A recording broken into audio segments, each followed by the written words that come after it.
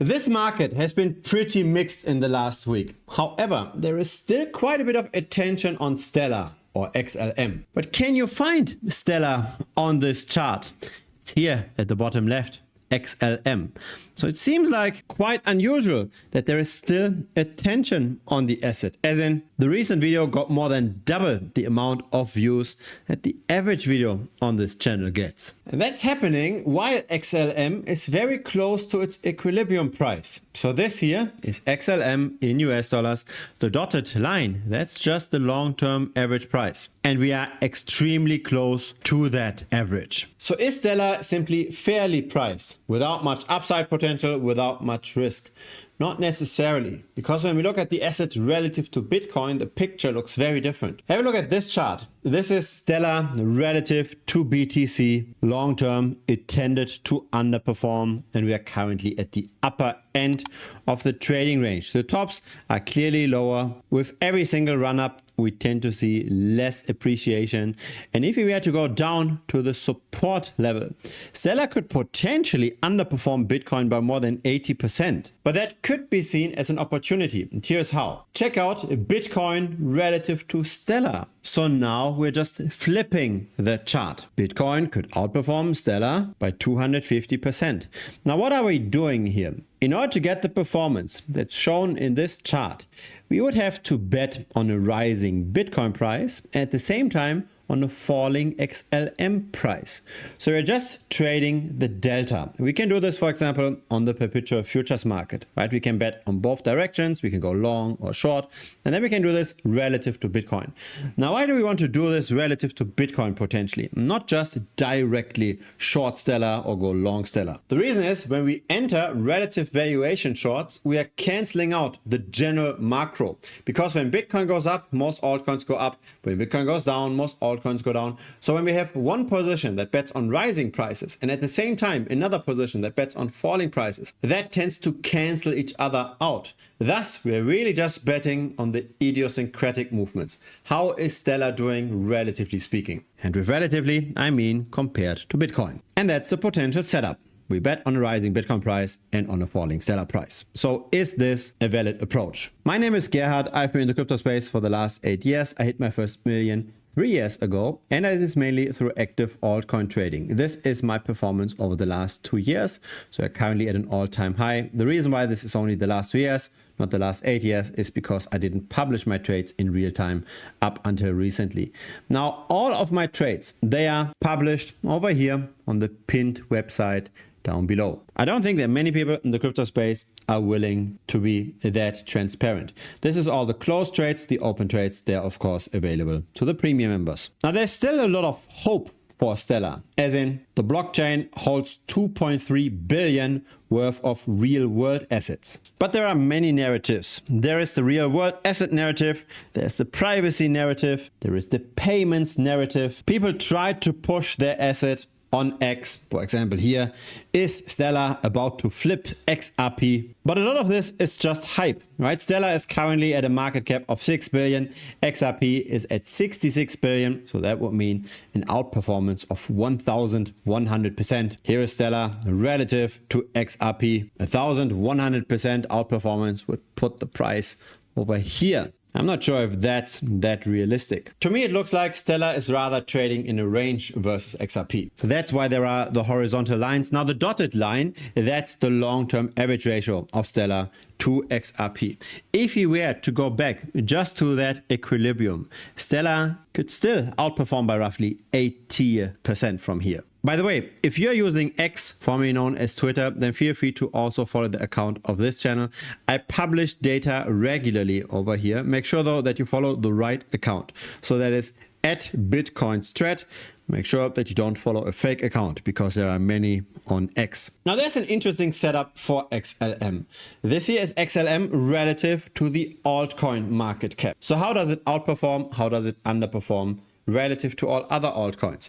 Again, we have seen clearly lower highs. That's bearish, but it's not obvious that that's just part of a long-term downward trend, because the recent bounces were all aligned. And classical technical analysis sees this actually as a bull flag. We rally, we consolidate, re-rally again. But what happens if we don't see that breakout? Then suddenly this story does not prevail and we're just in a regular downward trend. The question is really what happens long term. This is the supply over time.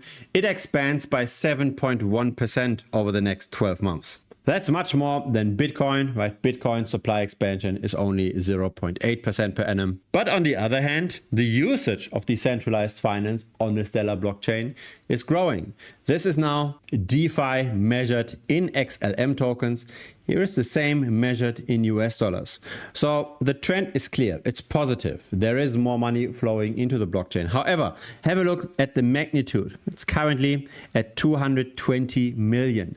That compares to a market cap of roughly 6 billion. That's a very high market cap relative to the usage of the technology, at least in terms of DeFi usage. In the end, Stellar very much trades like most other altcoins with attention. When a lot of people talk about the asset, then the price tends to go up. When less people talk about the asset, the price tends to go down. We see that over here, the number of social engagements, that's the bar chart in the background, versus the price, that's the green line. Here is the same when we zoom out. That makes the connection even clearer. And it's all happening while the number of transactions on Stellar is not necessarily going up.